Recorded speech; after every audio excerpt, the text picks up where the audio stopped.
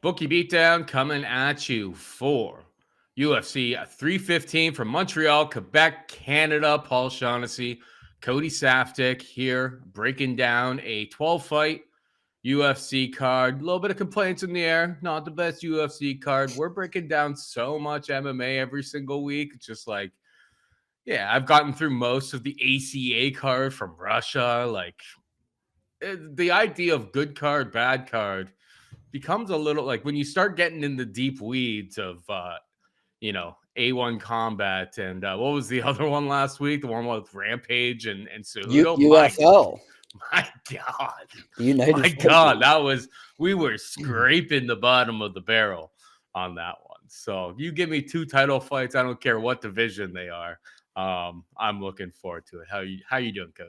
I understand why people are complaining, I will say, simply because it's a pay-per-view in Canada, and the same thing happens every single time there's a UFC pay-per-view in Canada. It's a women's title fight co-main event, and otherwise a lackluster card. It's a pay-per-view, keep in mind. It's a fight night quality card, but every single time they want you to pay for it. They want you to get behind it. They try to promote it a little bit, but it's the same thing. I mean, Belal Muhammad seems like he's the least favorite champion in UFC. I wouldn't say that as a personal opinion, but the consensus is fans definitely do not like him. Valentina Shevchenko, Manon Fiorot is getting nobody up for that one.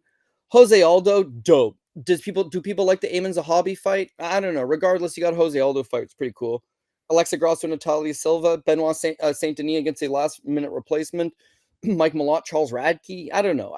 Because it's a Canadian heavy card, of course I love this card. Of course my heart's in it. But for a pay-per-view event, the UFC mails it in every time they come to Canada. And so even internationally, I can see why fans are like, this is one of those cards that you are not super excited about in terms of like star power. Yeah, 100%. And I will say, when I saw I was going to buy tickets and like go to this event because I'm like, it's a quick flight. It's like an hour and a half flight from where I am on the east coast of Canada right now. Easy peasy. For you, it's like 5-hour drive, like very, very reasonable. Montreal's a great city. It'd be a fun little weekend, but it's like price of the tickets was pretty expensive. Like they know that they've got us. They've got us by the balls. So it's like they can charge whatever the hell they want and provide this level, I suppose, of pay-per-view. They're going to sell at that venue anyway. The Montreal Canadiens lost last week, so there ain't nothing else going on in Montreal for at least like a few weeks or at least for a couple months there as the weather warms up. But I digress. We get into the main event. We're going through on fightodds.com in the order there. So if it's a little bit off in terms of the actual bout order, blame Fight Odds, not me. Actually, don't blame Fight Odds. They're great. Thank you for letting us use your tremendous website because there's no ads, everything like that. It's tremendous for content.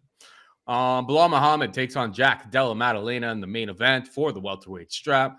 Belal, minus 182 favorite. Jack can be had for plus 157 at Bet Online right now. The market tends to follow Bet Online. Pretty surprised. Like, I'm surprised, Cody. I guess there's a little bit of buyback. It's plus 160 now. Everything's always moving on the fly, but I'm surprised by this line movement, to be perfectly honest. Like, I go and I watch like the Gilbert Burns fight back. I watch, the Basil Hafez fight for Jack Della Maddalena, and I go, Belal should be able to do this, but it's like he's not going to gas. Should be able to get takedowns. I mean, if they just hang out and box, I'm sure Belal can do okay. Just a lot more risk of getting knocked out.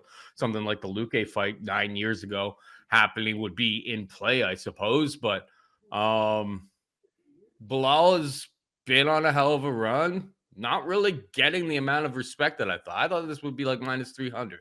It touched down there. Almost got to minus 300 back about a month ago, a little bit less than a month ago. But all the action this week and fight week has been coming in on the challenger, Jack Della. And to be completely, forthright here is like I've kind of like never really been on board with either one of these guys. Belal proved to me that I was just dead wrong. I think the guys made such massive improvements, and like that Luque knockout for so many years ago was just kind of imprinted in my brain. But it's like eventually you're like, the guy's a totally different guy. Jack Della, on the other hand, it's like I think that grappling can still be exploited. And yeah, Gilbert Burns took him down 7 times, but was, if Burns is able to hold position, is not gassing, falling apart at the end there, he's in a pretty tough spot. Like I thought Burns was winning that fight right up into the last 30 seconds where Jack Della turned it on its head and got the finish. So I like Belal to win. And I know that there's this report out there that says, Belal says that he's not going to strike whatsoever in this fight. I am calling, like, Belal's always been a very, very smart fighter in there. Maybe he tries to box a little bit in round 1, but it's like if he starts taking some hands back, he's going to shoot real quick. Belal's the pick for me. What about you?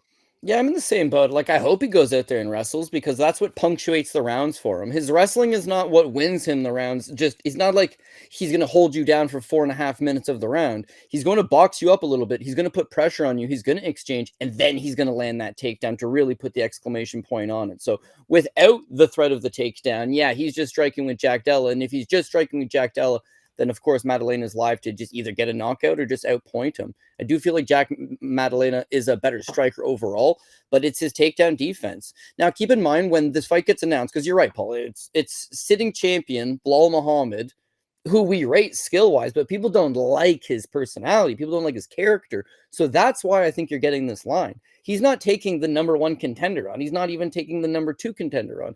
He's taking on Jack Della. This should be a 3-1 Belal Muhammad favorite spot, but it's not because why isn't Shavkat Rakhmonov in the spot? Why isn't, the true number 1 contender?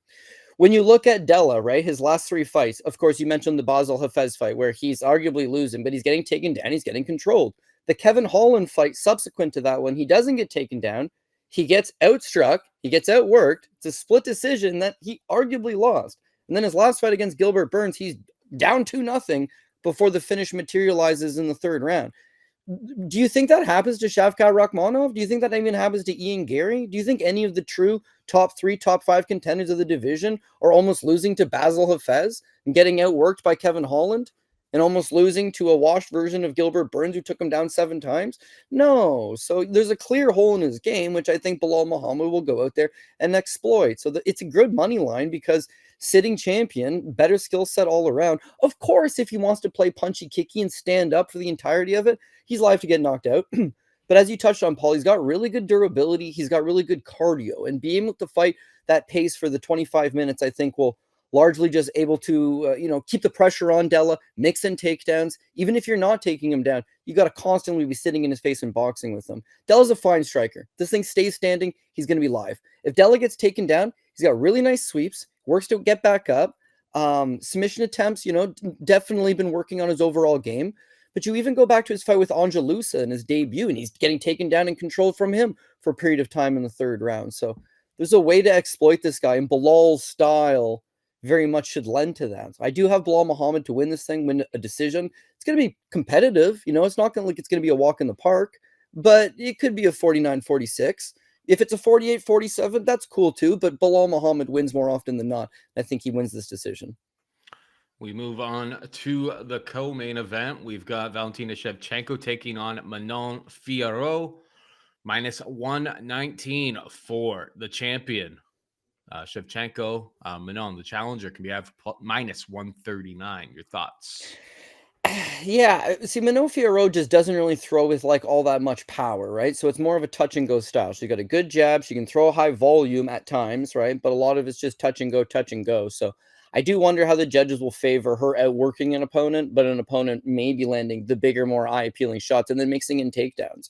When you look at Fiorot, Erin Blanchfield cannot strike. Rose Namajunas is a good striker, right? And Rose Namajunas gave her everything she could handle in a stand-up affair. Everyone else, Kaylin Sermonera, now used to be Chukagian, Jennifer Maya, Mara Buena Silva, she has that ability to just dart in and out and beat them in that type of fight. Shevchenko, to me, is likely the best striker she's faced. And I understand Shevchenko is fading. She's a little bit older. She's slowing down a little bit. But she's still the best striker, in theory, that Fiorot has faced to this point. So if it ends up being like the Rose fight, and the striking exchanges are competitive standing, plus Shevchenko could mix in a takedown or two, I don't see why she can't Bilal Muhammad this thing and win a decision. So, it's women's MMA. It's a fight that's likely going 25 minutes, but I got back class on Shevchenko. I've got the ability to mix in the grappling. I've got, probably the best striker I think Fiorot has faced to this point. I just feel like she's got enough that she might be able to go out there and do something. It's plus money. To me, it's a CF dot model. Women's fight, close, competitive. They exchange a few rounds, but Shevchenko's ability to mix in takedowns and land, hopefully, the better strike standing. Of course, the theory is you got to beat the champ to be the champ, which doesn't always work out, which is not always a real thing. But Fiorot's style is not really dominate you as much as it's, dance around the outside, jump in, pinpoint a couple nice accurate strikes, and then jump out of dodge. So that's not really beating you. And Shevchenko is still got enough in the tank that I think she can pull this one out. So I'll take that slight plus money on the champ.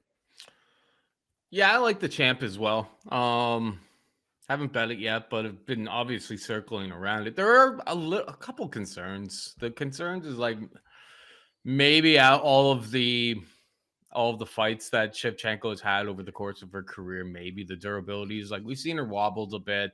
She was flat out knocked down in the draw in the rematch against Grasso. But the biggest gain in her fight game over the last 5 years has been that wrestling game. Now, Fiorot really hasn't been exploited in that department, and she is very, very strong. But I do wonder if somebody actually commits to getting to the hips, getting takedowns, and being able to mix in striking, blending the martial arts so well, like somebody like Shevchenko does. I do wonder if like this is kind of like her meeting her match. Like Rose went 0 for 6, but Rose has never been a great offensive wrestler by any stretch of the imagination. No, Jennifer Maia was able to take her down once. Went back and I watched that fight, and Fiorot is very, very good at what she does. The Blanchfield fight, Blanchfield never really tried to wrestle all that much in that fight. And it was pretty tit for tat on the feet. Fiorot was winning, was edging out every single round, was definitely, worthy of the decision. There's no questioning that. But this is I think an extra step up in competition. And yeah, going back to the Rose fight, Rose is 115 pounders, not very big at this weight class.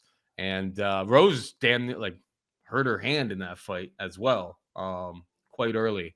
So maybe that would have affected her grappling in those exchanges as well. So it was actually a little bit earlier on. It was plus 135. Like I was running tape. It was right down the it was up.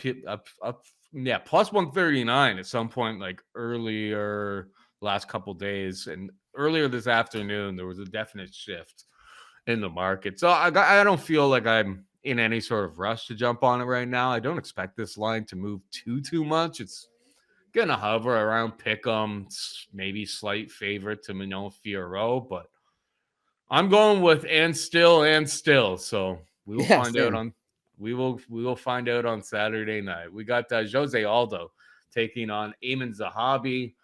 Aldo minus 212 favorite. Zahabi can be at plus 182. Your thoughts? Yeah, other than some like home cooking in Quebec for the local guy, like I think Jose Aldo wins this fight. Now, again, it's another situation where you're getting a fighter that's a little older and he's a little slower and he's not quite the man that he used to be. But Jose Aldo's a gamer. I mean, he comes out here and he gives you the best account of himself. Striking wise, I feel like Aiemann Zahabi could try to use a volume-based game plan and just try to stick and move, use the jab, try to use a perceived speed advantage. But of course, Jose Aldo's got the better boxing. If he's able to get inside the pocket, he should be able to land hard on Zahabi. The leg kicks, although he hasn't really used them for the last number of years, you do see him bring them back from time to time. And I do think leg kicks would help stifle some of that movement of Aiemann Zahabi.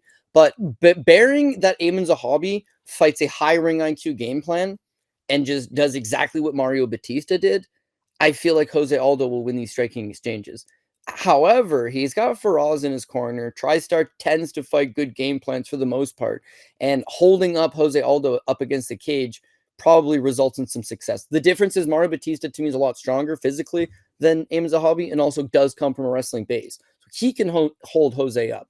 Aiemann, that's not really his game. That's not really what he does. He is a striker. He's a good counter puncher, but for the most part, he's not often leading the dance. In his last two fights, the Javid Basharat fight, it's really tit for tat. I mean, Javid Basharat gets hot-headed, would get hit, and then just run into these counters. Jose Aldo is a smooth technician, a much better technical striker than a Javid Basharat. So if this is close, I feel like he'll be the one that will ending those shots.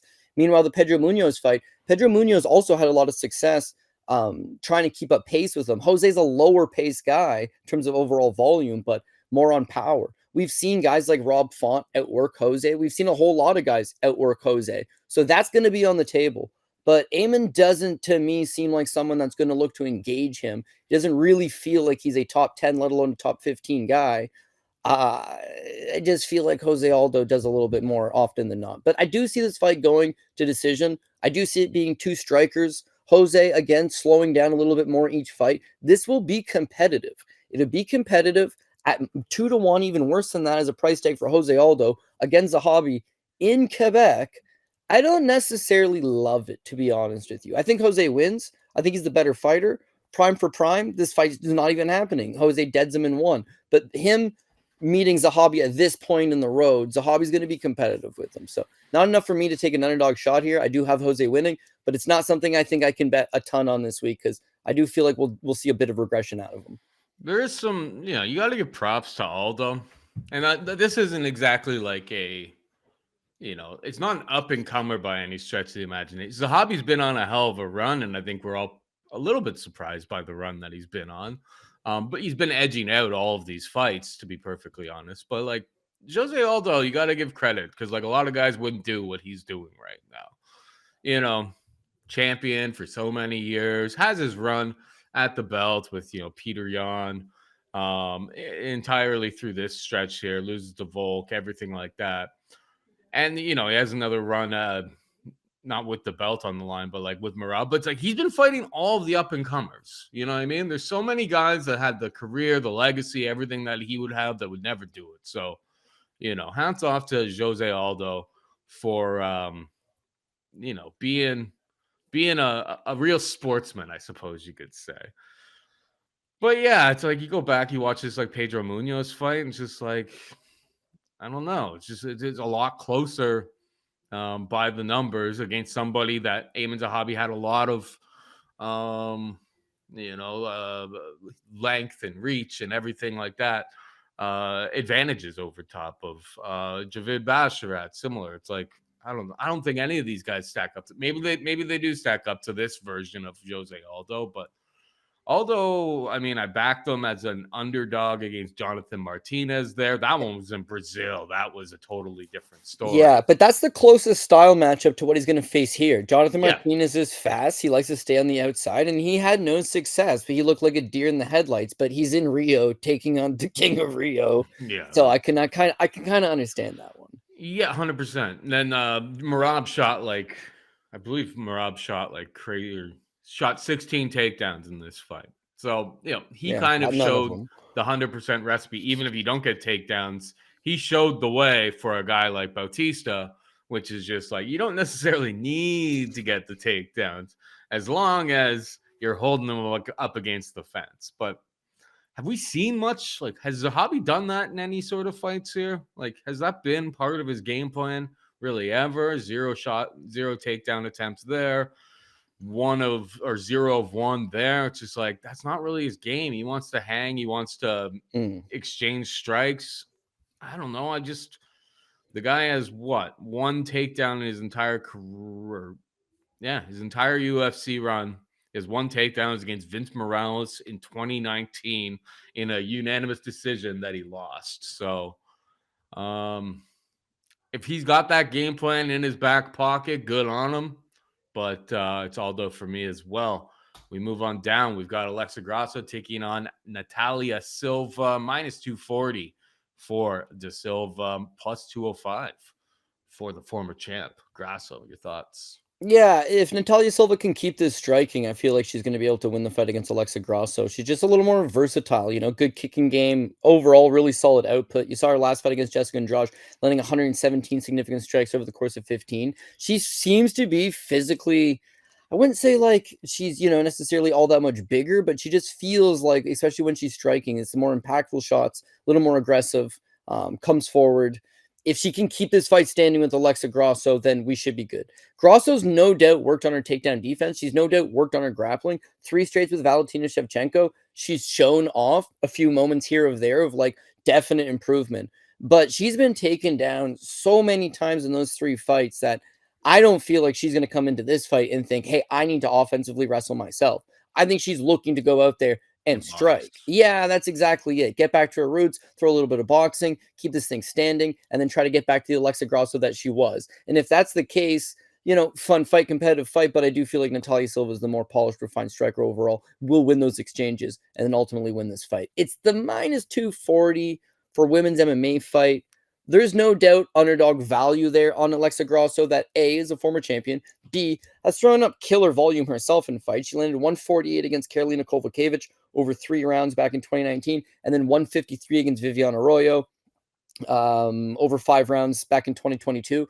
Those are 5-round fights. This is a 3-round fight. So I don't know that she necessarily eclipses those levels of Natalia Silva.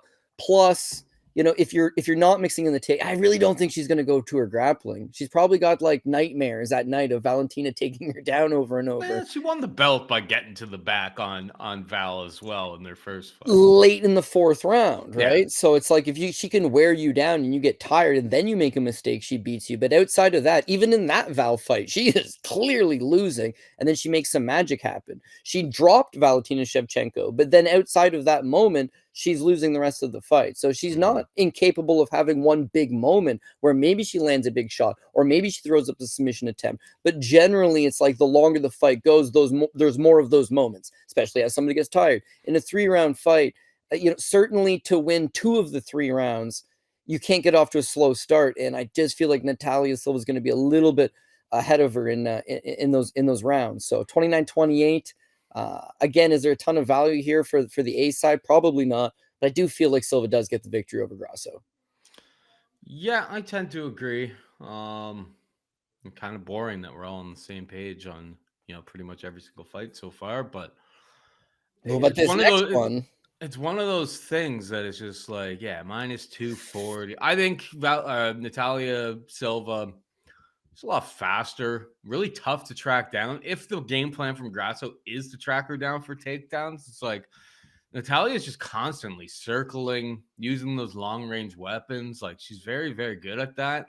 Be a very frustrating style to try to really track her down. I mean, everybody that she's fought has been trying to do it. Jasmine Jasudavicius, who we'll talk about later, is really good at tracking people down, getting to the hips, getting takedowns. And it's like she wasn't able to do any of that. Now, that was back in 2022. Maybe Jazz has made some improvements since then, but that was kind of our first sighting of Natalia Silva. And since then, it's a lot easier said than done to, get after, try to get a lot of control time. Maybe Viviane Araujo is very, very strong. She was able to hold her for 6 minutes. That was pretty ugly fight. Maybe that's the game plan for Grasso here, but I don't know. I feel like if she hangs out in boxing range and Natalia Silva, has it her way, she's hanging out way outside of that boxing range, darting in, landing kicks, making it really, really difficult for Grasso. But we've got ACA this weekend. We've got Samurai this weekend. We've got there's an LFA card I plan to look at. There's a KSW card.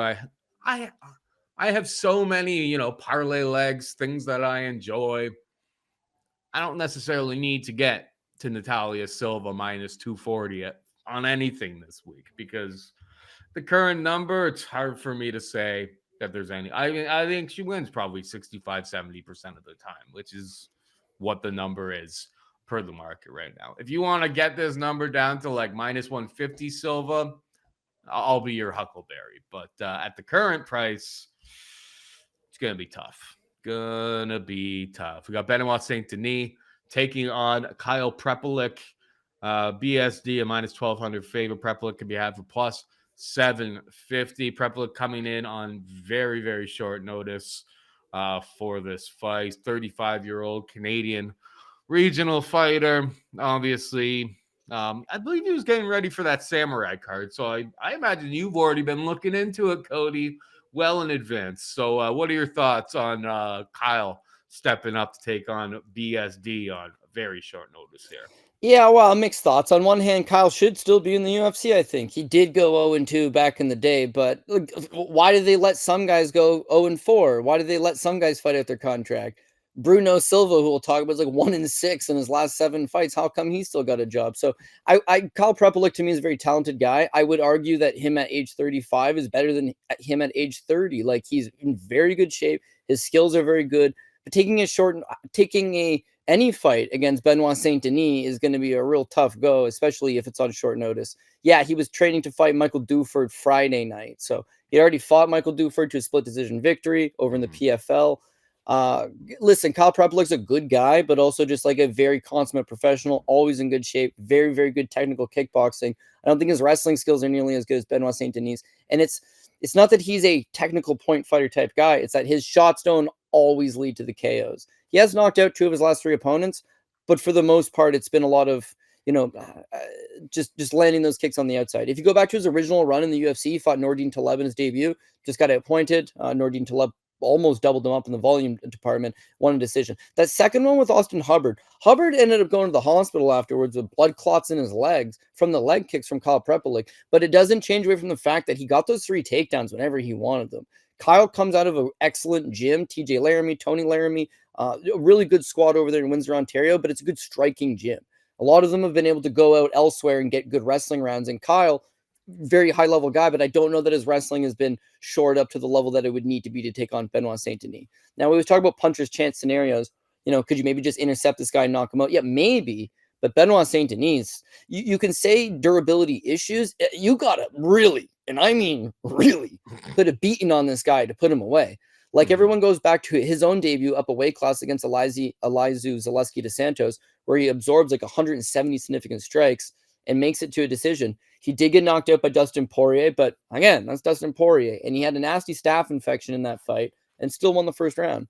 And then in his last fight against Moicano, it's almost like sickening to watch the amount of abuse that Moicano gives him. Once he is able to get him on the ground, with Prepolec, it's a lot of he needs you to stand with him. And Benoit Saint-Denis may stand with him for a period of time and exchange with him for a period of time, but ultimately he's going to shoot on him. And when he shoots on him, he's going to get that takedown. I see a lot of people online saying, oh, yeah, this is a layup, which it likely is, but a first-round knockout, a first-round knockout, a first-round knockout. Prepolec's never been knocked out. He's not been submitted since like 2014. He's a very durable guy. I think you wait until this 1.5 comes out and you take the over 1.5, but I don't think it takes away from the fact that Benoit wins this fight on aggression, on volume, on pace, on his ability to mix in the takedowns. And last but not least, the UFC says, okay, we need a short notice replacement. How would you like to fight Mateusz Gamrot? And he's like, no. Benoit says no. So they're like, okay. We got another Mateusz. How would you like to fight Mateusz Rebecki? He's like, no. They're like, okay. We'll bring in a local guy at the last minute. He's already in camp. He's in Quebec already. Mandel Nalo doesn't like that one either. So then they settled on Kyle Prepolec. So Benoit and his team. Benoit's doing his research. Yeah, he doesn't want anyone. He doesn't want anyone who can crack. He's like, I got shit kicked in my last 2 fights. I really need to jump back on track here. I really need a career, a solid victory to kind of get my confidence going. And Prepolec was selected for that reason. So they see something they like at minus 1,200. What can you do with that? But I think Prepolec is tough enough that he lasts that first round, especially if Benoit doesn't want to just run at him like a freight train as fast as he can. Maybe he reserves himself. Maybe he takes some time. And ultimately, I do think he just takes him down. Once he takes him down, Kyle should be tough enough that he doesn't just get ground and pounded inside of a round. He may drop the first 2 rounds. He may drop all 3 rounds. He may get 30-26 on a scorecard. But I do feel at the very least for that 1.5, that he's tough enough to get over that. Outside of that, Benoit's got him outgunned here. So Saint-Denis for the victory, but at minus 1,200, what can you do? I'm going to try to improve it by taking a total, like over on the total. Well, You know, you were like, maybe you should wait for that to come out. What if I were to tell you it's already out, brother? Yeah, there you go. And And it's it's plus plus 165. 165. Yeah, he's never been knocked out. Sub twice 10 years ago. Was in camp getting ready for Dufert, who's a top level guy, fought in PFL and didn't make a fool out of himself. So yeah, this isn't your average. He's a 35-year-old rolling off the couch. Not the case. Not the case. And so for that reason, maybe we can find some value there. BSD by decision? Yeah, what's the price on that? Has that been released? No, that's not released yet. Right. But you're making me think. You're making me think. I mean, I don't know. Anything that I could possibly say about Kyle Prepolec would pale in comparison to you, considering your work on the Canadian regional scene. The fact that you were probably already looking at this samurai card for the Discord and all of that type of stuff. I'm gonna keep it real with you. I may cut this part off the show that we put up on TV because Kyle Prepolec wishes me happy birthday every year. He's a really nice guy, dude. I don't want to be like I'm. You said that he's gonna last over 7.5 minutes. It's a good thing. It is a good thing. Everyone else is like, he's but if gonna people are like, "You're my die." boy," you pick me to knock the guy out, and it's like, sure, I'll pick you to knock the guy out, preferably after 7.5 minutes. You know what I'm saying? So that's kind of where we land. He deserves to be back in the UFC. If he loses this fight, he's still going to have at least one, maybe two more. Maybe they'll give him someone more reasonable. This is awesome news for him, no matter how you look at it. Gets to fight in a pay-per-view main card at home. All good times, but a tough spot. I think we can all agree on that. 100%. All right, we got Mike Malott taking on Charles Radtke. Malott minus 192. Radtke seems to be a pretty popular underdog in the MMA streets this week. A lot of people taking the shot. I've been seeing them kind of crumble down from plus 200 the last couple of days. Yeah, plus 169 at the current time of our recording. Yeah, where are you at with this one? On one hand, with Charles Radtke, like I do feel he's undersized for the weight class. He likes to crash forward. He likes to throw hands. But what do you know about his ground game, right? So you look at his last fight with Semmelsberger. It's done in 51 seconds. You don't know anything about his ground game. Prior to that, he fights Carlo Paredes, who's really not looking to take it to the ground. Let's be real. Gilbert Urbina and Blood Diamond Mike Mathesa. So as far as his UFC runs goes, you have not seen this guy tested at all on the ground. Prior to that, you watch some of his regional show fights, but you go back to this Jonathan Piersma fight where he wins a split decision a few years back. And Piersma able to out-grapple him. He's able to take him down. He's able to take his back. He's able to win a lot of those grappling exchanges. Charlie Radtke ends up winning a split decision, but it's a close fight, and it's a good indication of what someone who wants to offensively wrestle can do. I feel like Mike Malott, as far as his stand-up game goes, he's more technical. He's crisper than Charles Radtke. He could, in theory, win a kickboxing match versus Radtke, but this is not a kickboxing match. It's small gloves, and Charles Radtke is going to be constantly pressuring him and crashing the pocket. Radtke's got a nice left hook. He's got some solid power. He can pressure you. Offensively, he can wrestle a little bit as well. But Malott's a lot bigger than him. Solid BJJ black belt who's been spending the vast majority of the last 10 years in wrestling heavy camps, whether it be Team Alpha Male over in Sacramento, whether it be Niagara Top Team over in Niagara Falls, whether it be wherever he's going to, is that his grappling is legit. Now, the Neil Magny fight, that's the one that worries everybody, because that's the one that worried me of like jumping on Malott here, because I watched that fight earlier this afternoon, and I was just like, yeah, everything's going okay. And like, obviously the Trevin Giles fight last time out is like, very tit for tat type of striking affair. He won the fights, playing it safe out there. The Neil Magny one is just like, well, the cardio fell off of a cliff. It was not the best look. And we met this guy in Vegas, so I hope he doesn't see me like, out on the streets, because he seemed like a very, very nice guy, but he'd kick my ass. So I'm not disrespecting. I'm just, spitting facts. Yeah, Mikey's a good guy, but to your point is that he comes back to MMA because he took like about a 3-year gap, right? Yeah. Comes back to MMA and he beats Solomon Renfro in 1:42. He beats Simon Smatrinsky, sorry, bum. We faded. yeah, in 39 seconds. We faded against Husseinov this past weekend. That was good times, dude. Husseinov minus 150. But Gall 341 of the first round. Johan Lines 415 of the first round. Adam Fugit minute 6 of round 2. He hadn't been extended to any of the later portions. He hadn't been over a round and a half in like 4 years.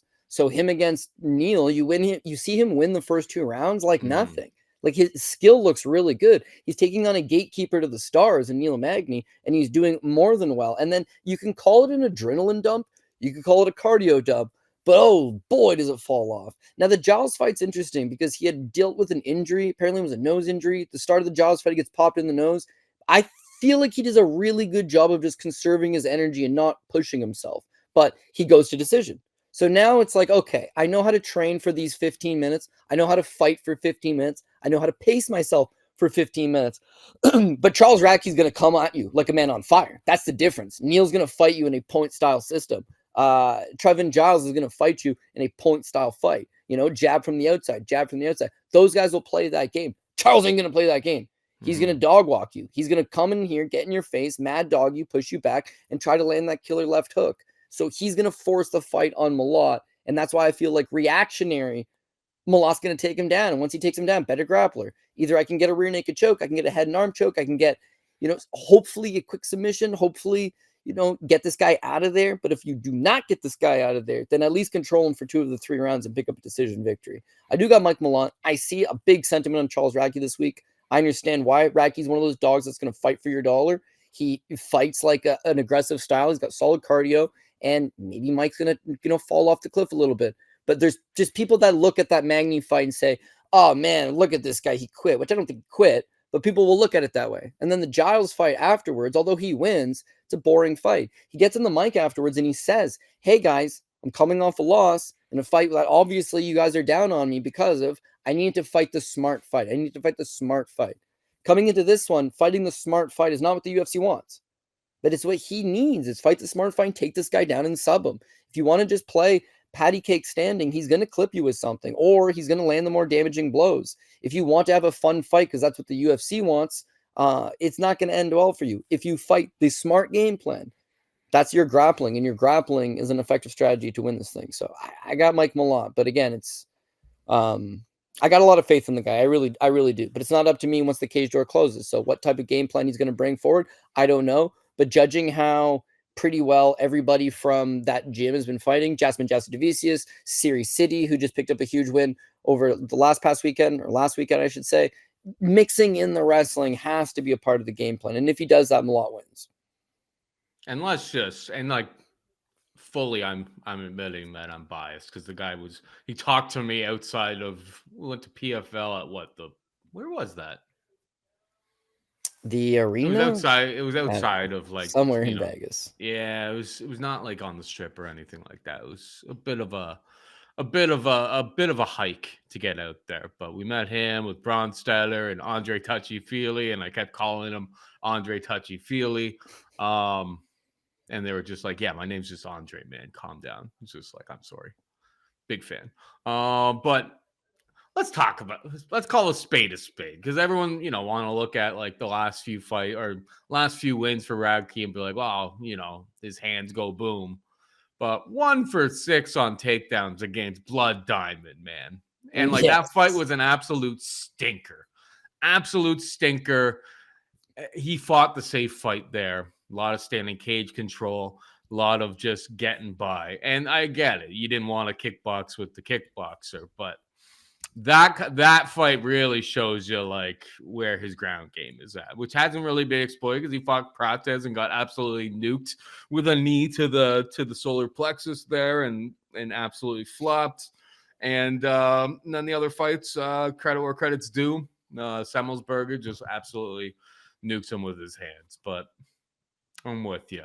Malott's bigger, longer, uses the kicks and stuff from range a lot better. 6'1" versus 5'9". Yeah. Take this guy down. Radtke's height surprises me though, because watching tape this afternoon, watching Radtke's fights this afternoon, I was just like, he doesn't look that short.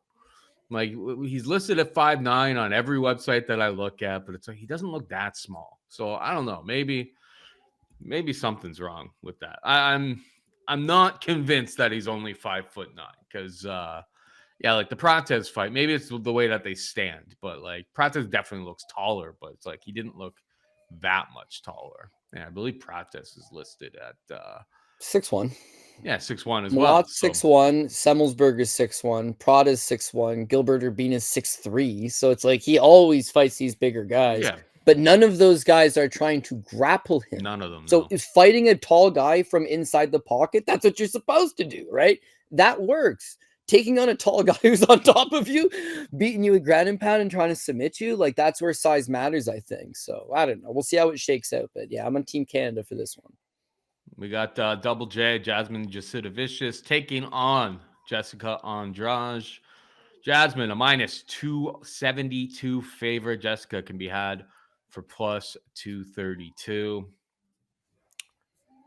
Feel like it's like one of those fights that like people are going to chase Andrade as an underdog. You know, she cracks, she throws heavy hands, but we've seen time and time again. And I think Jazz has made a lot of improvements, but time and time again with Andrade is if you're able to stick to the grappling game plan with her, if you're actually committing to getting takedowns and you have, let's face it, but Andrade's best fights all happen at 115 pounds. Yeah. I think at 115, like Jessica's like 5'1", 62-inch reach. Jasmine, 5'7", 68-inch reach. Like there's no doubt in my mind. If they're on the feet, this is like dangerous for Jazz.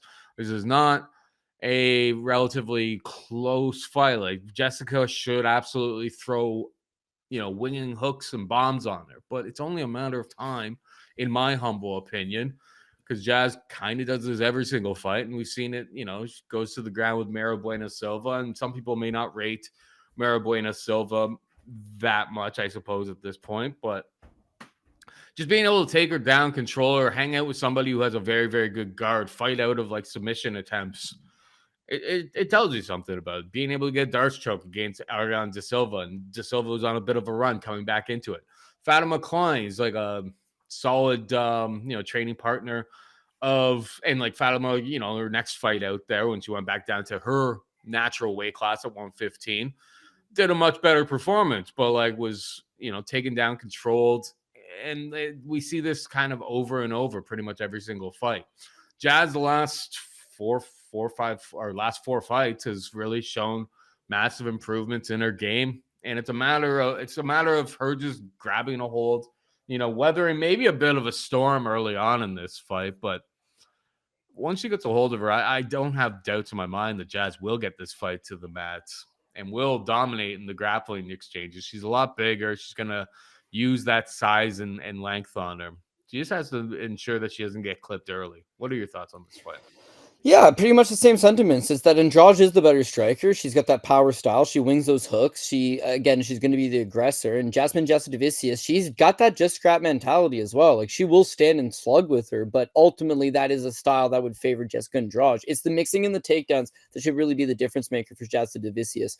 It's no knock on Jessica Andrade, but as you mentioned, Paul, at 115 pounds, she's just an absolute physical threat. At 125, even though she's fought as high as 135 back in the day, at 125, that ground game is there to be exploited. You can take her down, and when opponents do take her down, she tends to fold up a little bit. You look at every opponent that's had that game plan, right? Say her fight with Tatiana Suarez, right? She starts off pretty good. She's landing some decent shots. Suarez takes her down a few times, and then the guillotine choke presents itself. She snags it up. Her fight with Erin Blanchfield. Blanchfield, the entire first round, doesn't even take her down. Blanchfield just outstrikes her standing. She wins the first round, outstriking Jessica Andrade. And then the second round, the second she mixes in that takedown, she grabs that guillotine choke. Of course, the Valentina Shevchenko fight back in the day. Valentina takes her down 7 times and then just mauls her with elbows like nothing to get that second round stoppage. If you want to take her down, you can really put some damage on her and open up a finish. And when Jasudavicius, you see in all of her fights, once she gets down, she really does attack that neck, particularly with the Darce choke. She got it 2 fights back. She tried it a whole bunch of times in her last outing. I feel like it's going to open itself up here. Mara Silva's got a really active guard, right? She's a BJJ black belt. She loves throwing up these tricky submission attempts. You have to mind your P's and Q's, but she put a lot of damage on Buena Silva on the ground. Her fight prior to that with Ariana De Silva, she's losing the striking exchanges. Second she hits these takedowns, it's money. You see it open up, and eventually she does get that Darce choke. Andrade is an excellent hammer. She's always been a very, very good hammer. She's not so good in the nail department, and I feel like Jasudavicius can get her down. She can really wear on her. Now, the crazy thing here is that Jessica Andrade is a former world champion who's fought in 3 different weight classes in the UFC and has 28 UFC bouts to her name. And she's 2 years younger than Jasudavicius. But Jas doesn't have that wear and tear. She doesn't have those years of competitive. She doesn't have all of those weight cuts. And so as a result, Jasudavicius is infinitely fresher than Jessica Andrade. And I do feel like size matters. As you mentioned, she's taller. She's a little bit stronger. She has that wrestling base. The striking exchanges probably won't favor her for long, but she can strike long enough to hit a single leg, hit a double leg, hit an outside trip, grapple her up against the cage, hit a duck under, work your way to the back, drag her to the canvas, whatever you need to do. Get this girl down, and when you do, I think it's going to open itself up. So I got Jas to win. Of course, the money line for old WMMA, it's a little tough to get to that. But could you tell me right now, what is the by submission prop? Is that something? Currently, it's so early in the week for Bet Online, props to them for getting the props out early in the week, but it's like they tend to be very safe with how they go about it. So it's plus 285. But the way that these props move is like a lot of the other books will basically copy, or they'll add a few points here and there type of thing. But plus 285 is what's listed right now. We're recording on Tuesday. Plan to record on Tuesdays, I think, moving forward. We just have so much regional stuff that we're breaking down every single week. So getting the UFC preview show out, where we talk a little bit more just about the money lines and totals, because over on the Patreon and Discord stuff, we do an extra show on Friday where we talk about props. But yes, to answer your question, Jas submission plus 285. Okay, and it hasn't moved yet. And if it doesn't move, that means that like other books will probably open up like plus 350 or even more. Like that's how this works. Nobody's jumping on that yet. Yeah, forget we mentioned anything about it till the prop show later this week. So back to money lines, Paul. Yeah, I got Jas. Hopefully it's a good night for Team Canada, because oftentimes when the UFC comes to Canada, we get whipped. We get whipped pretty bad. So hopefully this is not one of those times. Man, maybe we should stop betting all of the Canadians, but no, it's just Canadians on UFC cards in Canada historically have like a losing percentage. It's not like, okay, remember when they would go to Brazil and there'd be 12 Brazilians and 11 of them would win, right? Yes. Yeah, it ain't like that. It ain't like that. You get 6 Canadians and you're lucky if 2 of them win. So this is a long time thing, but I think we got the outside of Kyle Prepolec jumping in at the 11th hour. Other than that, I think we got a lot of good style clash. Aiemann loses too. You know what? I need Team Canada to do so. You know what I mean? Like so. But yeah, Jasmine and Mike Malott definitely have them victorious. Canada is not. We're not asking for Canada to run the table. We're not asking for that. And it's in Quebec, so anybody who's not familiar, it's just like Quebec is like almost kind of like its own country. They don't want to be a part of Canada. They've made that abundantly clear. There's about 45% of the people from Quebec. God love them, and I've always gotten along with everybody from Quebec, whether they like me or not. But about 40-45% of them don't really want to be part of this country. Well, they had a vote back in the day when I was a kid. They had a vote, but it was a 51-49, wasn't it? Yeah, didn't stay in Canada close. Win 51. Yeah, that's pretty. But like Montreal is like, you can get by with speaking English in Montreal. It's definitely more of an anglicized part of the province, La Belle Provence, Quebec. But we don't have any Canadians in the next one. We got Aiemann Cutelaba taking on Modestas Bukauskas. Pretty much a straight pick. This one's been bouncing back and forth the entire last couple days. I struggle with this one because Modestas has been on a nice little run here. But nobody's really trying to grapple him, Cody. And we know that that's exactly what Cutelaba is at least going to try to do early. But then Cutelaba's struggles is that his gas tank, when he does lean on the wrestling, doesn't tend to hold up over the course of 15 minutes. Fair. I think it's like a properly priced pick 'em. I really struggle. Gun to my head, I think I'm going to side with Bukauskas, who's been on a nice little run here. But at the end of the day, it's like, Prachnio doesn't really wrestle. Bukauskas was able to get wrestling going on him. Petrino took him down so easily in that fight. That is where the big concern is here. And then round 2 was able to get him out of there. And Petrino's been on a pretty bad run since then. Zach Pauga was able to take him down. Like, no doubt in my mind, Ion, who's on a 2-fight winning streak right now. This was the fight against Erslan here, where it's just like, even though it didn't necessarily go the way that he likes it, which is like quick, fast, and dirty, getting guys out of there. The fact that he was able to go the full 3 rounds and kind of dig deep late and secure takedowns, I guess round 3 actually didn't work out that way for him. He was taken down and controlled. So he's 100% a gas bag. I did watch that earlier. Sorry, I should. Yeah, but he had 2 rounds of cardio in that fight. He had 2 rounds, which is usually one extra round of cardio. I don't know, man. I think this fight is a properly priced pick'em. I've been kind of torn on it completely. I'm leaning towards Bukauskas, but like I'm not gonna force any sort of big bet on either side here. What are your thoughts? Okay, so initially I had Bukauskas as well. I ended up switching to Cutelaba, but I'll explain the reasoning. Is that Bukauskas is 6'3" with a 78-inch reach, and like technically speaking, he's a better technical striker than young Cutelaba. He stays to the outside, he utilizes good kick games. He's got higher volume, he's a little more accurate, straighter, more linear with his striking, good enough footwork, but he fights at a certain pace, and he wants his opponent to kind of fight at that similar pace to him.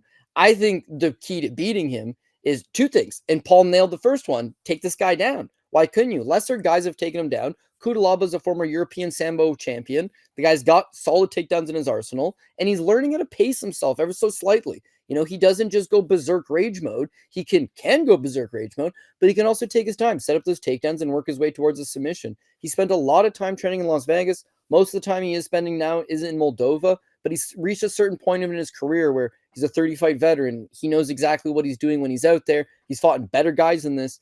Maybe if he can pace himself for 2 rounds, anytime that he can win 2 of the 3 rounds, he'd be good. Because Bukauskas isn't exactly a potent finisher. He's a guy that could, outpoint you. But to say, hey, I got to fight out of an 0-2 hole here and finish him in the 3rd round, I don't necessarily think it happens. But yeah, we've got the one path of victory here with the takedowns, which I hope Ion takes. The second path, though, is, as I mentioned, Bukauskas likes to fight at a measured pace. It's almost like a sparring match. You stay on your side, I stay on my side, we'll exchange punches and kicks. He don't like to get dogged. He don't like guys that throw nukes. And to that point, his losses are Vitor Petrino knocks him out minute into the 2nd round.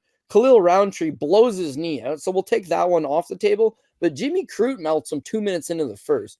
Go back to 2016, he fights a guy named John Redmond, who was 5-11 at the time. And John Redmond KOs him in 1 minute and 12 seconds. He's chinny. Because he's 6'3", he has tall man defense. And not only could Ion get to the hips, take him down, and have some work, I think Ion could just throw some wild overhand shot that catches this guy clean on the lips and puts him unconscious. So Ion seems to have more paths to victory. One guy wants to outpoint him from the outside. One guy wants to render him unconscious and then potentially exploit his leaky takedown defense. And to me, that's what wins a fight more often than not. So I got Ion, the Moldovan Tasmanian devil, to show off a little bit of that aggression if needed, but also show some of that maturity and mix in the takedowns as well. If you can fight a modicum of a decent game plan, the victory will eventually materialize. So I got Cutelaba.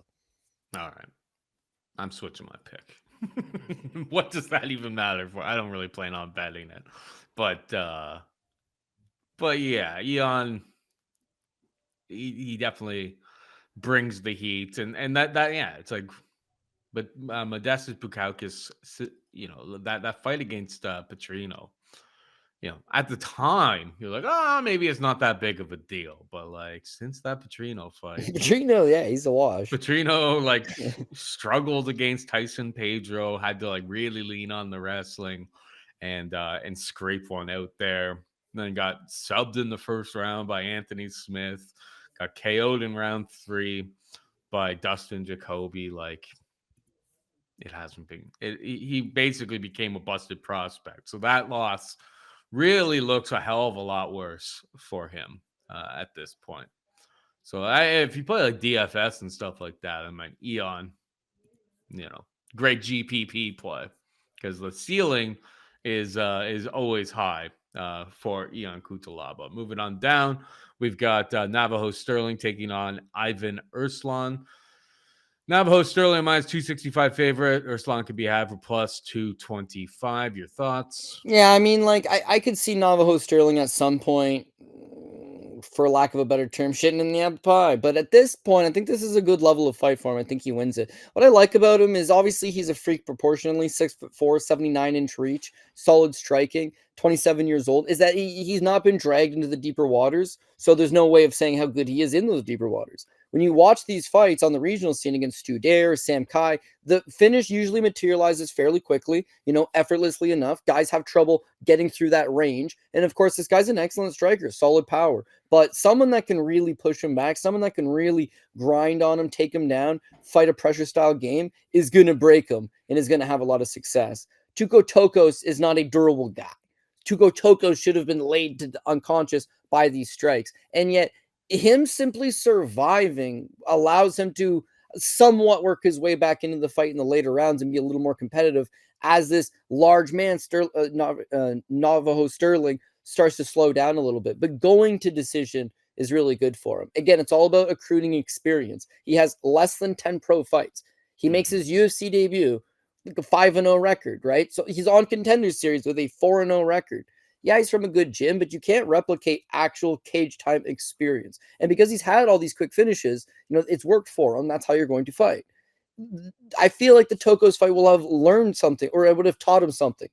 Be a little more mature, fight a little smarter, pick and choose some of these shots, but also just your body knows you can go this 15 minutes now. In training, you know that you have to push yourself that next level. It's all about developing, and I feel like this guy could develop. Now, is he going to be a world beater tomorrow? Absolutely not. But as long as you give him smart matchups, I think he'll be okay. And with Ivan Erslan, he's more of a let's stand in the pocket and throw down kind of guy. So not only is he potentially there to get knocked out, Rafael Radtke knocked him out in the first round back in the day.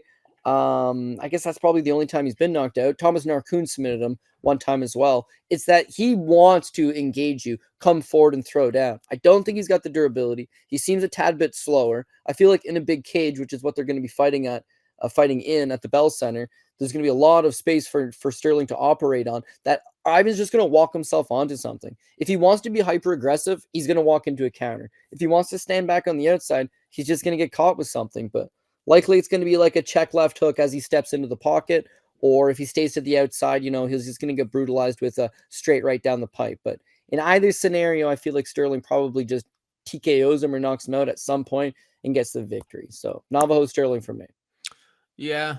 I went back because I remember the Sterling fight, and I think because he was such an enormous favorite against Tuco Tokos that everyone expected the finish. And, he's enormous and, got the second round left hook on Contender Series there. So everyone kind of expected, a finish there. And there are a few good things that you could take out of that performance. And I was kind of highlighting it while you were talking about it there, but the significant strike count kind of goes up, especially round 3. It's like 35 of 63. So it's like, he was getting taken down, wasn't getting held down and controlled for too long while he was out there.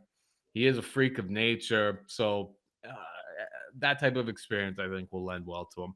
I was expecting when I was watching this fight back earlier on today to be like, oh, this guy's a complete bum. But yeah, maybe he doesn't get through Ivan Erslan. But I actually kind of came away watching that fight back being like, I think it's a good learning experience. I'm not like, calling this guy a complete fraud or anything like that, and expect improvements every single fight. So we'll see if he's kind of like the next Ulberg from that gym. Yeah, But exactly. we've seen Ulberg, make massive strides since certain fights where they didn't go 100% according to plan. But it's all a learning curve, 100%. We got Marc-André Barriault taking on Bruno Silva, power bar is a minus 140 favorite. Bruno Silva can be had for plus 120. Boy, oh boy, is this a hard fight to feel any sort of confidence on either side at this point in their careers. I mean, you go to the Bruno Silva side, and it's been ugly. You know, I was going through some of his most recent fights and thinking, all right, man, you know, he's an underdog here. Marc-André Barriault, that chin has kind of been exploited. He can be wrestled, he can be controlled, and it's just like this Weidman fight. And I know it ended with the eye pokes. There was multiple eye pokes over the course of the fight, everything like that. But Chris Weidman coming back late in his career. This was not the prime. This is not a high level version of Chris Weidman at this point. Like, he was just getting boxed up a lot at range over the course of that fight. Getting knocked down by Gerald Meerschaert, big time red flag. It's just over and over again. It's really hard to back this guy. The volume's very, very low. I don't think he can grapple all that well. Marc-André Barriault at his best. I mean, able to put up 122 significant strikes in a loss to Chris Curtis, but still 122 significant strike. 95 against Eric Anders. 109 against Julian Marquez. Problem is that he gets hit a lot as well. And if that durability is gone, we have seen him get knocked out in the first round, his last two fights, and he was just too comfortable exchanging in the pocket with Dustin Solfus in that fight. Just standing there, just waited. Just wait. It's almost like he didn't really have any respect, and he, you know, as they say, you F around, you find out. Well, he found out because he went right to sleep. But we're back in his province. These are his people, Cody. I'm leaning towards Marc-André Barriault because, frankly, Bruno Silva hasn't knocked anybody out along Brad Tavares in 2023. I guess it's definitely 100% still on the table. Brad Tavares, that knockout looked good in hindsight, but otherwise we're talking about Jordan Wright, not in the UFC anymore. Andrew Sanchez was always a little bit chinny, and yeah, he lost the first two rounds, and then classic Andrew Sanchez, and then the Terminator in 2021. Yeah. Like it's been a pretty rough go. This Nordiev fight, the grappling was just like he just looked. The last 5-6 fights here, like I went back, watched a bunch of this stuff, and I was just like, the guy kind of looks lost out there. Outside of, you know, the one shining moment, which is still on the table against Marc-André Barriault. I don't know. I'm leaning towards Barriault here. What are your thoughts on this fight? Yeah, I got Barriault as well. Pretty well all the same reasons. You look at that run, right? He's 1-6 in his last 7 fights with the UFC, currently on a 4-fight losing streak. So why would you even keep him on the roster? And he looks very lost out there. Like he's just going through the motions. His 3 wins by knockout, yeah, that's going to be on the table. Barriault's durability is starting to get a little bit suspect. He's taken a bunch of damage. He's been KO'd a bunch of times before. If Bruno's going to win, his win condition is to knock him out. If you were betting Bruno Silva in this fight, bet Bruno Silva by knockout. He's not submitting him, and I really don't think this thing's going to decision if Bruno's going to be the one getting his hand raised at the end of it. But it makes an excellent point, Paul. The Alex Pereira fight, he absorbs 108 significant strikes over 15 minutes from not only, you know, one of the greatest power punchers of the UFC scene, but that's Pereira at 185, dog. You got hit a lot of times by a 185 Pereira. It changed him. It absolutely changed him. Now, you look through these fights and he looks lost. Paul mentioned he looks super lost. Well, that Alex Pereira fight changed him. So after that last fight with Ismail Nordiev, he himself explains it. He says, this crippling anxiety, which began 4 years ago after my loss to Alex Pereira, he describes it as overwhelming physical and mental toll during the UFC 30 fight, stating, "When the first round ended, the crisis came. I was very tired. It's like my heart wanted to come out of my mouth, and I felt bad. I lost my focus entirely." He further explained the sensation is like drowning, leaving him tired, powerless, desperate to escape the octagon. Silva emphasized that he's been dealing with these issues for years, noting a particular difficult fight against Gerald Meerschaert where the anxiety worsened. Despite seeking professional help, including visits to a psychiatrist facility, taking medication, undergoing heart exams, and practicing yoga, the anxiety persists during his fights, he said. "I did all the work. I did yoga to calm everything down. But there are fights that are hard. Some fights are harder than those in the octagon. Fights with our body, our mind, our heart." And this is his first fight since releasing that statement. And he's 1-6 in his last 7 fights. And it looks like he's just totally going through the well, now you know he has crippled fucking anxiety, dog. He does not want to be in there. His brain's playing tricks on him. Why the UFC is keeping him on the roster and putting him in fights seems like they're doing him a disservice. Maybe you should take some serious time off. And he says he's been dealing with it the last 4 years. He's seen doctors. He's got his heart monitored. He's got his brain monitored. He gets crippling anxiety when he gets in there. The same thing happened to Carl Parisian. So why does he look so lethargic? And why is he not throwing any punches? And why is he not looking like the Bruno Silva of Christmas past? Yeah, because he's gone. He's not the same guy anymore. Pereira changed this man's life. For the worse, it sounds like. Now, could he knock out Barriault? Yeah, sure, it's a punchy, kicky game, and Barriault fights a reckless style. Not only does Barriault come forward and engage you kind of in the pocket, that last fight was Stolfus. Like, what are you doing, dude? He literally just was like, beep, rock'em sock'em robots, I'm going to go out on my shield for no apparent reason, and walks into the punch himself. So, yeah, the guy's not fighting a high ring IQ game plan. He's taking a lot of damage. He's slowing down. Chidi and Jaquani knocked him out in 16 seconds. That durability has most definitely been cracked. In the same breath, you see him go tit for tat with Chris Curtis and land over 100 significant strikes the last time he fought in Canada. So at his best, power bar throws, real big pace, real big volume, press you up against the cage, outwork you over 15. Stolfus was in Canada as well. It was. Okay, my bad. Well, yeah, the last time he fought in Canada, he got that diced. was in Edmonton, I believe. Such a bad move. But Edmonton, Quebec, different story. Where was this card? You know the crazy thing? I was in Toronto. Yeah. To me, in my entire life growing up, Quebec wanted to leave Canada, and Alberta was the most patriotic of all the provinces. And now Quebec wants to leave Canada, and Alberta wants to leave Canada too. Man, our country's falling apart, Paul. We need the Canadians to unite. Not all of them, because I faded a couple of them. But Barriault to go and get the job done. Again, Stolfus knocks him out, but Stolfus has shown he's got some life. He's still got some speed. He still wants to be there. You know, BJJ black belt. Not that this fight hit the ground, but you know, there's a certain level there. Joe Pyfer. I mean, Joe Pyfer's a top 10, top 15 ranked contender. So, you know, there's no shame there. The Chris Curtis fight against a split decision.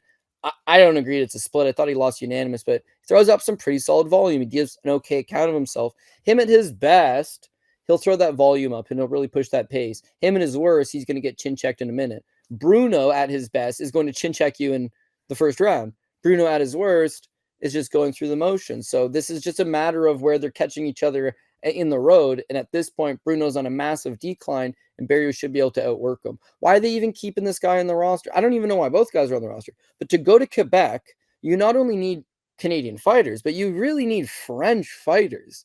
And so Barriault is very popular in Quebec, sells a bunch of tickets, and is a fan favorite. And who are you going to give him? Someone that's going to murder him in front of his people?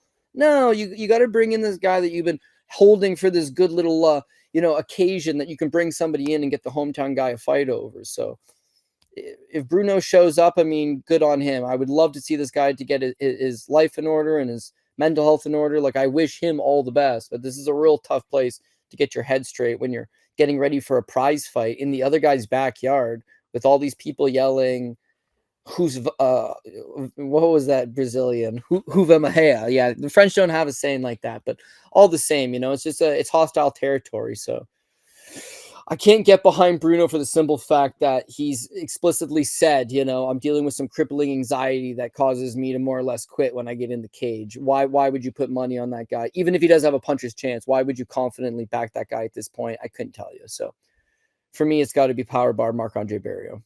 I agree. We got Daniel Willie Cat Santos taking on Jung Young Lee. Featherweight bout. And Santos, what is going on with Santos? So he hasn't fought in like 2 years. He was supposed to fight, 2 weeks ago, 3 weeks ago against Davy Grant, pulls out of that fight with an illness. The last 3 fights, he's pulled out of every single fight.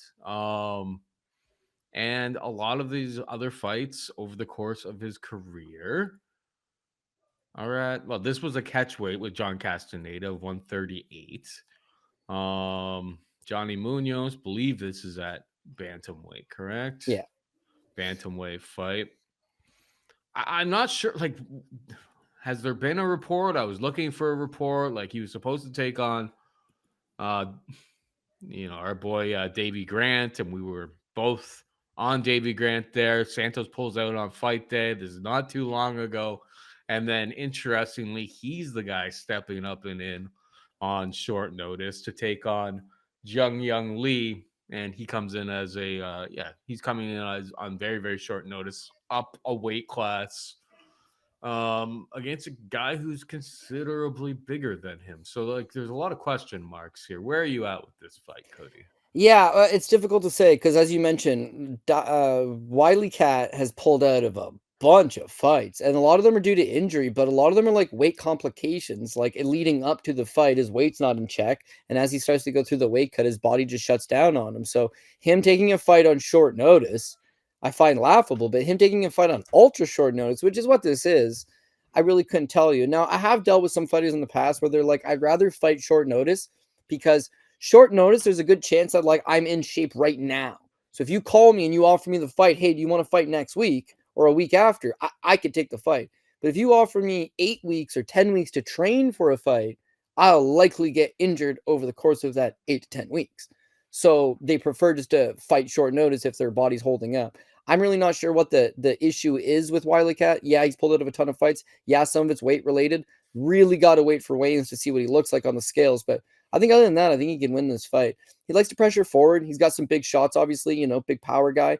The fight with John Castaneda, they both exchange knockdowns. Wiley Cat gets hurt early, gets back up, puts a pace on Castaneda. They exchange takedowns. John Castaneda is certainly a solid enough barometer test. He can wrestle, he can strike. He's certainly not somebody that's a joke in the division, but he's not a world beater by any stretch. Santos look good. That fight with Johnny Munoz, it's a rebooked fight. Munoz has got a little bit of wrestling, BJJ black belt, supposed to be okay. Wiley Cat again, he's taking him down. He's winning the grappling exchanges. He's backing him up and he's outlanding him. When I look at Young Lee, he doesn't fight particularly well off of his back foot. Like if he can come forward and be the aggressor, then that's all good. But if you can pressure him, he seems to just not be all that good. So fights in his 2 fights in the UFC. Blake Builder fight, I thought he looked good, albeit Builder's not great. But then that last fight with Hyder Mill, he just gets beat up. Now, Hyder Mill is a quick starter, a very heavy-handed guy, and 42 significant strikes in a minute. And seconds. That one I'm not going to hold against him. I'm not going to hold that one against him. I like Hyder Mill. It's a tough fight. It happened. It literally ended before it started. So what can you really take away from it? But it seems like guys that do pressure him like that, there will be openings. And Wiley Cat on short notice, if he goes out there and swings for the fences for the first round, maybe he knocks him out. But if he doesn't knock him out, he's just going to gas out. Cardio doesn't seem to usually be a problem for him, but it's on short notice and it might be a difficult weight cut.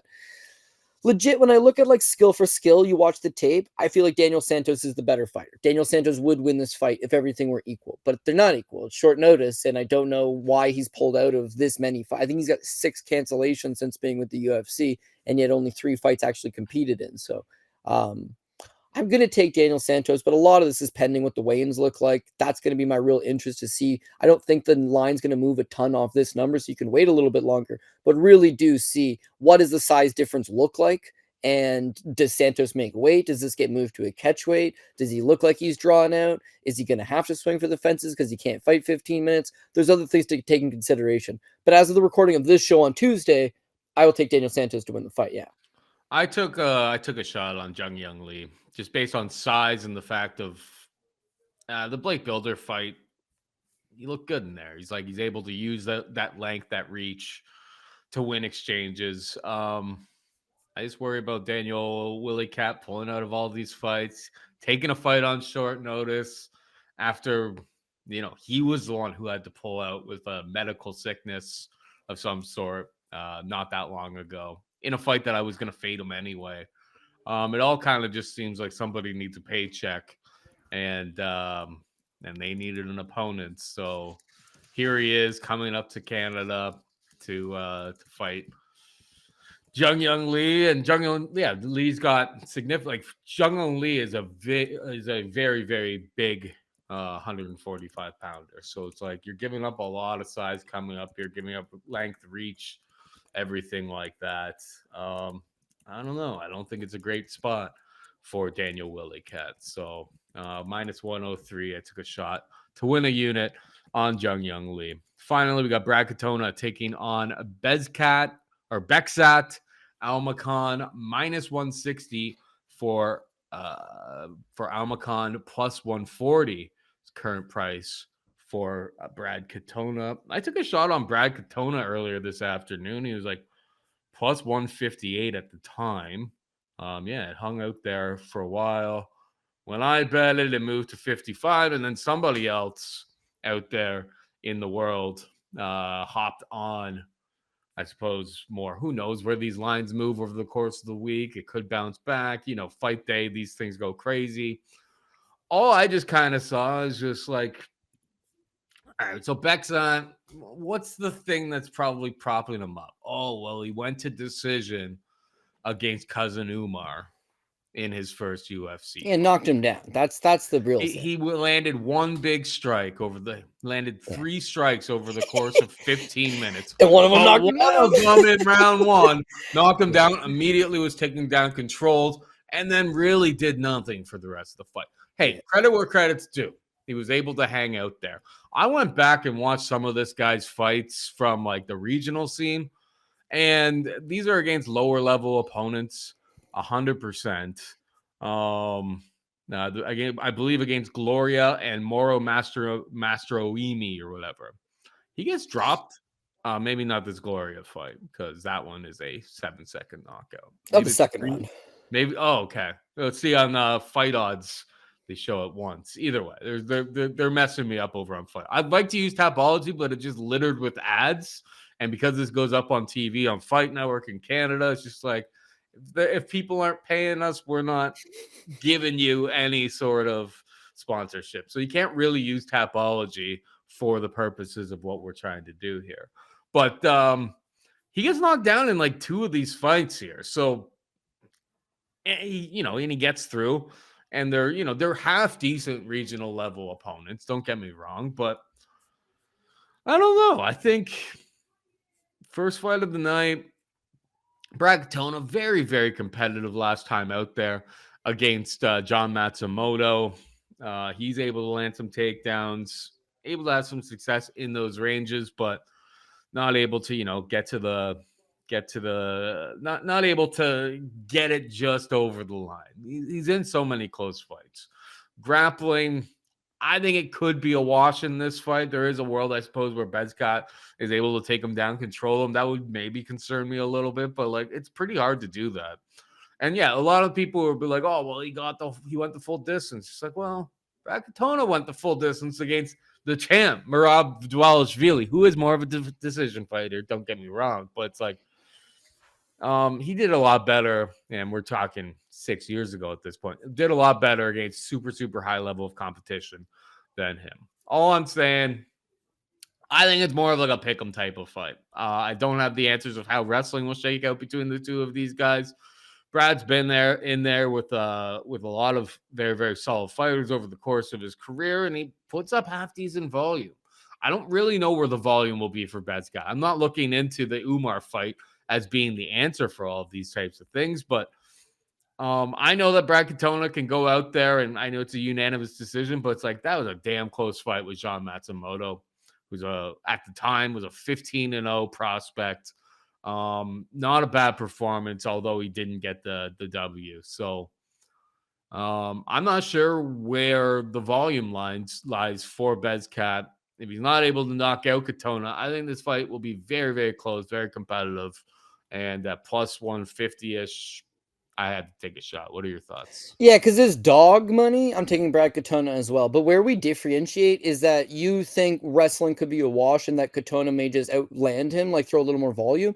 I'm relying on Katona to actually get the takedowns and beat him with the grappling. I know he's not Cousin Umar. I can fully admit that. With Beksat, I feel like there's a large game or hole in his game that is the grappling. He gets taken down by Umar Nurmagomedov 5 times on 5 attempts, right? It's a 5 for 5. He doesn't stuff any of them. Outside of him dropping or scoring a knockdown early in the first round, it's one-way traffic for the rest of it. He gets taken down once in the first round on 1 attempt and controlled for 4 minutes and 21 seconds.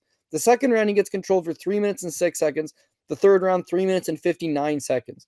Paul could show you the total strikes, but I'll just read them for you. But Umar, by the significant numbers, outstrikes him 68-3. By the total numbers, Umar outlands him 145-5.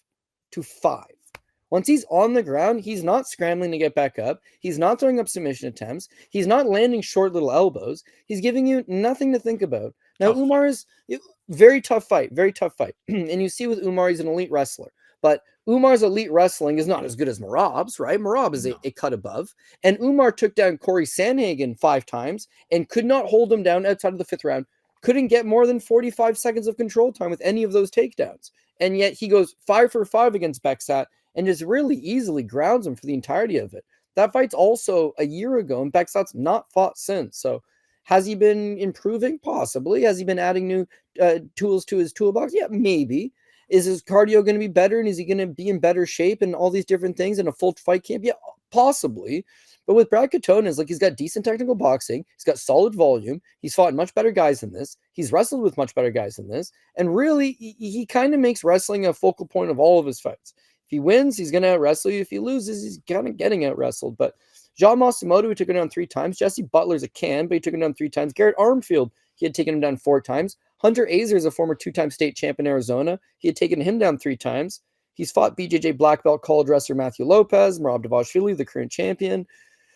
I just feel like he's a little more versatile and a little more trustworthy. And if lines were reversed, maybe I would take the shot in the dark on Beksat to make the improvements. But at plus 150 for Brad Katona, I got to go with the devil that I do know. And this one, I know can wrestle offensively, has solid pace, has solid cardio, throws a little bit more. And he's not French, so there really is no hometown cooking. No. But, if it was close, just give it to him already. As I say that, he lost that fight with Garrett Armfield in Toronto. That was rough. And there was a case he won. 4 takedowns. He got his face jabbed off the first 2 rounds. He made no adjustments. And then he dominates the 3rd round with his wrestling, right? Since then, he used his wrestling versus Butler and Matsumoto. So I hope you learn from hey, wrestling is what got me to the dance. Let's use it a little bit and use it here. But again, it's like you can always speculate what these guys are capable of doing, what they could possibly do, and what they might be thinking of doing. But we don't know the game plan that they're going to try to put forth. If Katona uses that wrestling, I think it could work. If he shoots, and as Paul mentioned, wrestling's actually a wash. He doesn't have some significant advantage there. Then he needs to fall back on a volume style of striking, which he is capable of doing as well. Multiple paths for plus 150 underdog. I take Brad Katona. All right, Cody, we are just about out of time. But before we go, hit him with the PRP. This week's PRP, we're going with Belal Muhammad, Valentina Shevchenko, dog number 1, Jose Aldo, Natalia Silva, Benoit Saint-Denis, Mike Malott, Jasmine Jasudavicius, Ion Cutelaba is the underdog, correct? I mean, there's nothing to be had. Yeah, we're not calling Sterling, it an underdog. It's a pick'em. Sterling, Barriault, Daniel Santos, and Brad Katona also underdog. Feels like we're short on underdogs, but I don't think it really matters. Some of these cards, it's all favorites. Some of these cards, it's all underdogs. The last couple of UFC-specific events, all my favorites hit, all my underdogs lose. So it's like, I don't know. I'm trying to make the proper balance. Of course, going to try to download some additional information come Friday, see the weigh-in, see who looks good, see who looks bad, attack some of these fights on a prop standpoint. But ultimately, yeah, I mean, those are my picks for this week. 100%. Yeah. The only bets that I've got officially in right now, I took Katona and I took Jung Young Lee. And the Jung Young Lee has to do with it's like kind of questioning where Santos is at this point in his career. And having to go up a weight class, take on a larger opponent.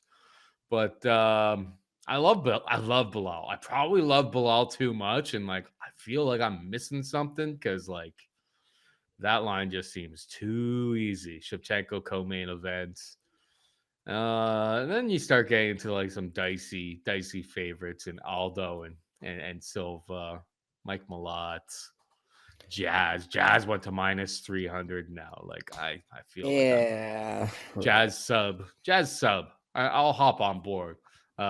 Something like that later in the week. But yeah, we do our prop show over on the Patreon and drop everything into the Discord. If you want more from us, we're breaking down ACA. We're breaking down Samurai, LSW, PFL. Samurai.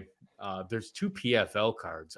We'll see how much of those the PFL Europe for sure we're gonna look at. There's a PFL Mania.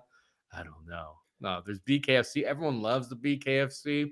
There's so much on our plate this week. We'll see, but we're breaking down a ton of stuff.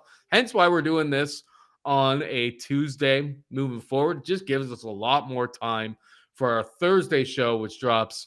Link is in the description if you want to hop over and get more stuff from us on a week-to-week basis. If not, we will see you every single week. Same channel, same everything. Different name, but that's neither here nor there. Anyway, that is it for us this week. Hope you enjoyed the show. For Cody, I'm Paul saying goodbye and good luck.